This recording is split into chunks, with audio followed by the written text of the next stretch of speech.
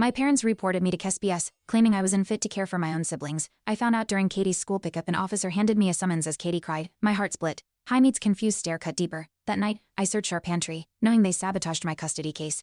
I used to protect them and now, they're the threat. That realization changed everything. Subscribe so you don't miss what's next. When I was 13, Mom left for 4 days with no word. I skipped school, fed Jaime and Katie with change from the couch, and prayed she'd come back. She returned like nothing happened, said I was dramatic. Grandma Marian tried confronting her, but got iced out for months. I stopped asking for help after that. My childhood ended on that kitchen floor, counting crackers. That memory never left me, especially now that KSBS listens to her. Not me. Dad once took Jaime to a party at 11 p.m. on a school night. Jaime came back scared, reeking of smoke, muttering about fights. When I told Dad to stop, he said I had no authority. Katie clung to me after that. Her bed moved into my room. Aunt Helen said I needed boundaries, not to act like a parent.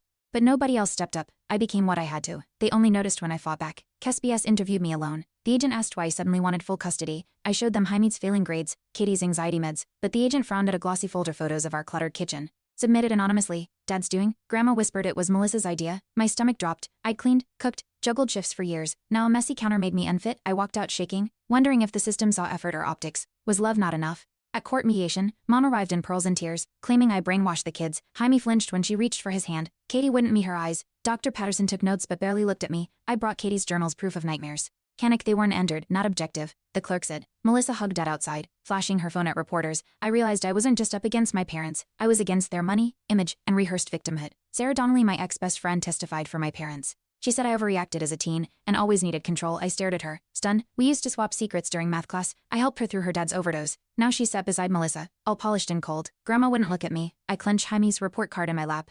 Was everyone willing to rewrite history if it made my parents seem stable? Was I really that alone? Dr. Patterson finally visited our apartment. Katie wore her best dress and tried smiling through anxiety tics. Jaime baked cookies. I had them rehearse answers. Terrified they'd say too much after she left, Jaime asked if lying made him like Dad. I said no, just safer. That night, KSBS called, said Dr. Patterson felt concerned about codependency. I screamed into a pillow. Melissa probably served tea and crystal. Why was pretending more acceptable than surviving?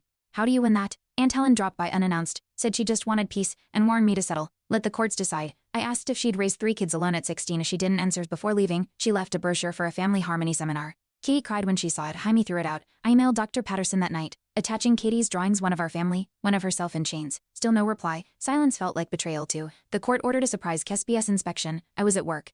Jaime called, panicked. Katie had spilled cereal on the floor. The house was clean, but the social worker focused on the open window, the unwashed dish. Jaime's voice cracked when she asked if he felt pressured. I raced home, heart pounding, but too late. That visit tanked my credibility. Grandma said the report made me sound tense and unyielding. Of course I was. I was trying to keep them safe. I confronted Mom after court. She stood outside, smoking like always, Melissa beside her. Why are you doing this? I asked. Mom shrugged. You think you're better than us now? Melissa added. You'll lose them eventually. Might as well save face. I gripped my phone so tight it cracked. Jaime and Katie were watching from the car. I turned, walked away. That moment broke something.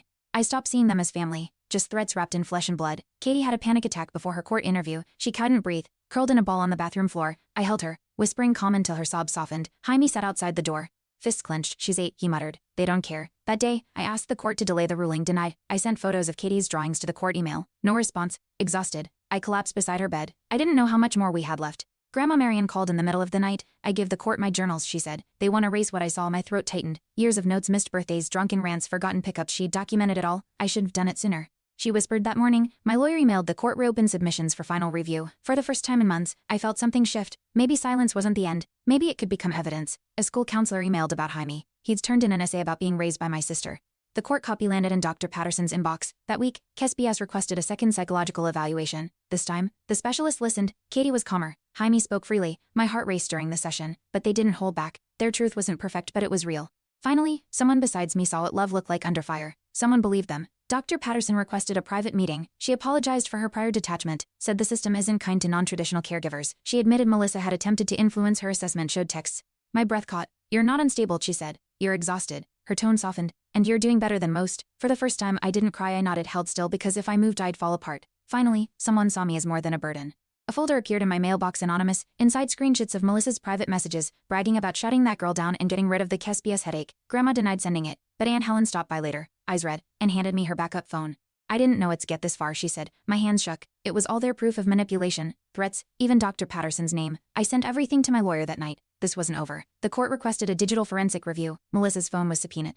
Dad exploded in the hallway, yelling that I'd poisoned the family. Katie buried her face in Jaime's chest. Mom turned away, silent. For once, no one blamed me out loud. My lawyer told me to stay calm. This was good. but inside I felt gutted. Winning still meant bleeding.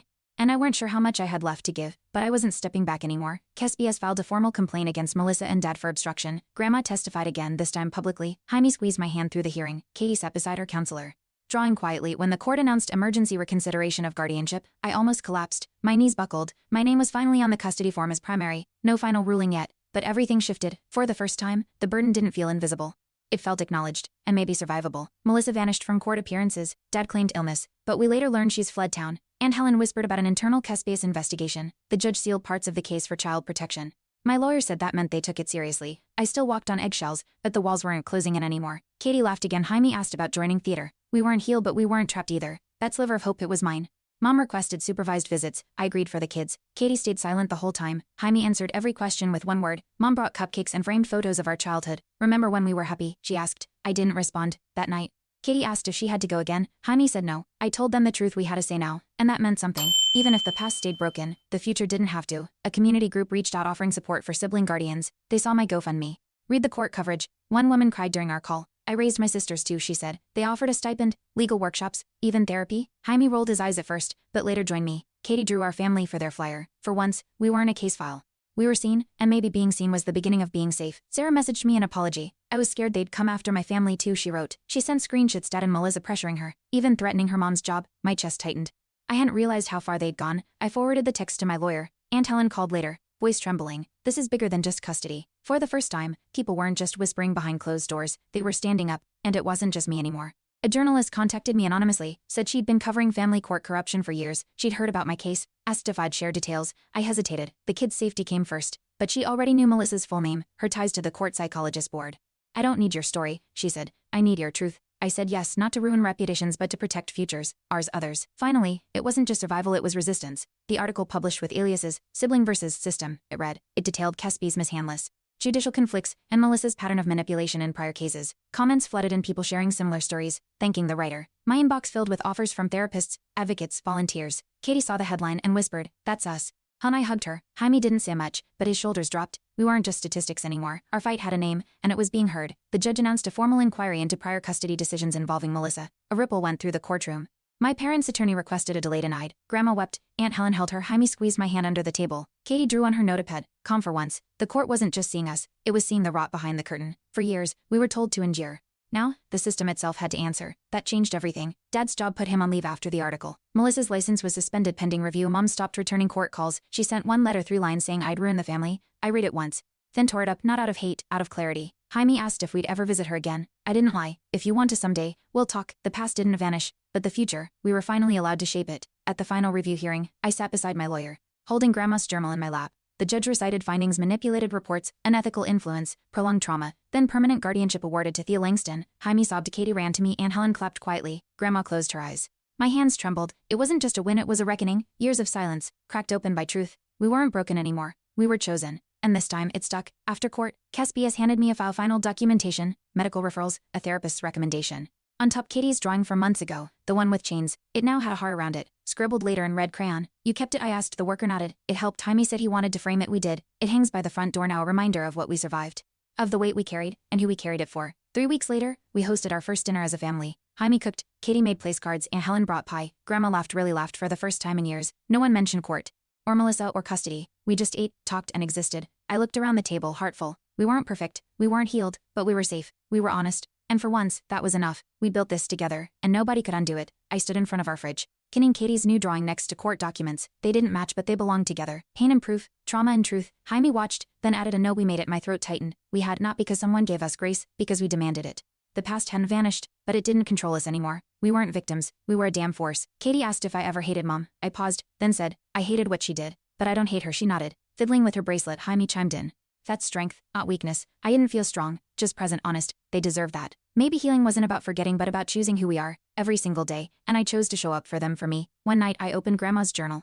Her handwriting wavered on the last page. Thea loved when no one else did. I closed the book gently. That wasn't just a compliment, that was a legacy, a statement of truth etched between court dates and trauma. I picked up my own notebook and started writing.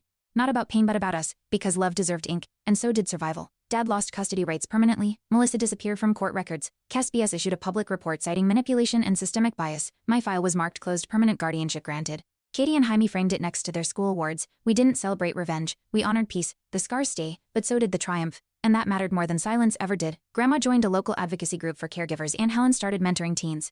Jaime spoke at his school assembly about resilience. Katie drew new pictures for the community center's walls and me. I slept 8 hours for the first time in years. Then I volunteered. We didn't just survive, we gave back. That was our answer to everything they tried to erase. At the next family court reform panel, they asked for stories. I stood up, Jaime and Katie beside me. We were almost erased, I said, but we weren't because we didn't stop speaking. The room clapped, some cried, Katie whispered, "You were brave." I smiled, we all were. That day, our truth didn't just echo, it carved space for others to rise to. Thanks for watching. Hit subscribe to check out more stories on my channel.